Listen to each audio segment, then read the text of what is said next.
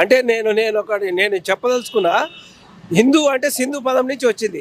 అప్పట్లో అందరూ నది పక్కన ఉండే నాగరికత కాబట్టి సింధు నాగరికతని అనురాక అనరొచ్చో ఏదో హిందూ నాగరికత అంటారు. నేనైతే అక్కడ సైడ్ పోలే, మరి నేనైతే ఈ మూసీ నది పక్కనే పెరుగుతున్నా. కాకపోతే నేను మూసీ వాసినే, నేను ఏ వాసిని కాదు, నేను మూసీ వాసినే. కాకపోతే నాకు గోదావరి నీళ్ళు కృష్ణా నీళ్ళు వస్తున్నాయి కాబట్టి కొంచెం నేను ఆ గోదావరి కృష్ణా నది గిట్లా నేను కొంచెం ఒబిడియెంట్గా ఉంటా. కాకపోతే నేను మూసీ నది వాసినే, మూసీ నది పరివారకం తిరుగుతున్నా గాలి పీడుస్తున్నా కాబట్టి నేను మూసీవాసిని. నాకు మూసీ తత్వమే తెలుసు, తెలంగాణ తత్వం తెలుసు తప్ప నాకు ఆ తత్వాలు తెలియదు.